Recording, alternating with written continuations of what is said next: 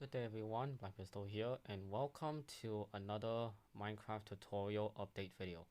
Today I'm going to be showcasing how exactly are you going to implement add-ons that are still in development on certain pages. So we're going to be showcasing an app called ES File Explorer. Now this app has been discontinued on Google Play Store. You can no longer download it. I still have it because I actually got it right before it was even postponed or discontinued, I should say. So let's go ahead and open up this app. You will be seeing inappropriate ads if you are connected to the internet. I don't know if the audio is even working properly here. So if you go to your downloads, you can see that I've already downloaded an add-on, as you can see. Okay, so as you can see, I have an add-on called LC underscore SCP underscore foundation underscore add-on or whatnot, and it's called a zip file. So the way on how you implement add-ons that was still in development, that is not a full release, basically add-ons that have already been announced as finished add-ons, you can actually click on the zip files. You basically have to extract it and then turn it into MC like a zip file. If it's called MC add-on or MC pack, you have to extract it and turn it into a zip file. So you would supposedly see something like this. If not, I'll show you how. So basically, this folder right here says LC SCP Foundation add-on. If you click on it, you can see two folders. So I will give you guys a link in the description to this add-on right here. It's going to let you download a zip file, and then you'll see this video and see how exactly are you going to implement add-ons that were not going to be finished or not finished in general. So in the description, you will download this add-on and you will open up its folder that looks something like this. There will be two folders called BP and RP. RP stands for resource packs and BP stands for behavior packs. So if you open up resource packs, you can see all of these files here. These files here, you don't have to touch them. Now, follow my steps, alright? Follow my steps. Hold down, if you have ES File Explorer still on your device, use it. It's very recommended to use it when you're trying to extract stuff like this, okay? So hold down the folder, use your finger and hold down onto the file, click extract, and then it will set extract selected files to, this is already selected, to LC SCP Foundation add-on v1.3 archive, all that stuff. Confirm, press OK. There's gonna be a lot of files, but it's worth it no matter what you do. So once that's done, you can go ahead and go to the download folder, and as you can see, they've already prepared a folder that has this file right here. As you can see, they have all of these files here that you've extracted. Now you have to move this. You have to hold down the file, click on the more button on the bottom right corner of your screen, click move to. Okay, click move to. Find the file called games with the Minecraft icon on it.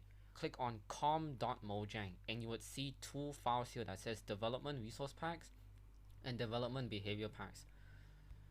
Because since this is called the resource packs, as you can see, resource pack, I will go ahead and move this over to that file here, com.mojang, and then move it to development resource packs. And as you can see, you just press OK and it's been moved, and then that's it. That is all you have to do. Now same thing, you can actually do that to the behavior packs. LC CVP Foundation BP, extract here.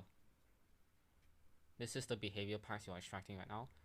Go back to here, hold on, go to downloads, move this to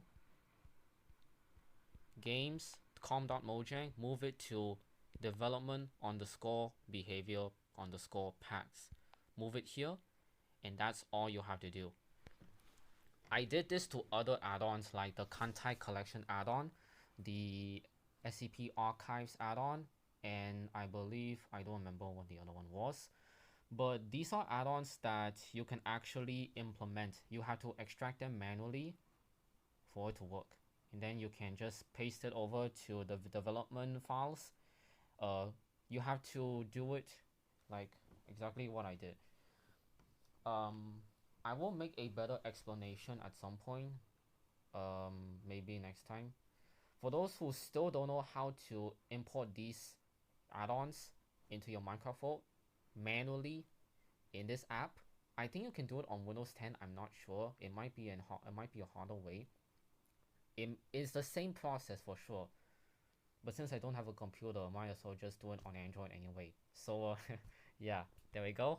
Now that everything is done, you can go ahead and go to games, com.mojang, development resource packs, and then you can see right here, this is the resource pack that I've extracted out and pasted over to the development resource pack folder. And then in the development behavior pack folder, you can see right here, and if you open it, there's all of the stuff. That's all you have to do. Extract them out from the zip files, extract out all of the files from the behavior pack and resource pack folder from that zip file, move them over to the development packs depending on what they're called.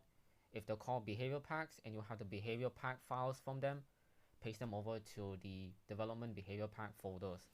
The reason why Mojang added these two folders is because they actually introduced this for experimental add-ons ever since 1.8 beta rolled around. Because experimental add-ons are obviously just experimental. They might not be stable even until now.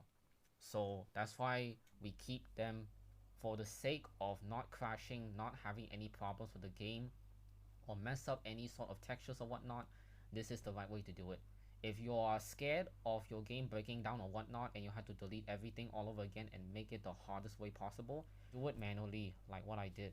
I was having fun with making content like this, and the fact that I'm making helpful tips about Minecraft stuff that no one has ever done before, it's all on me. It's all on me.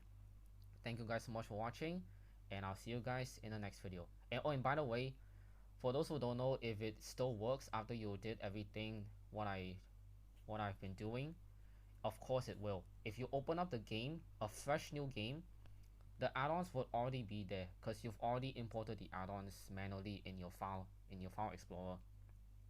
It's already there. So yeah, thank you guys so much for watching, and I'll catch you guys in another video.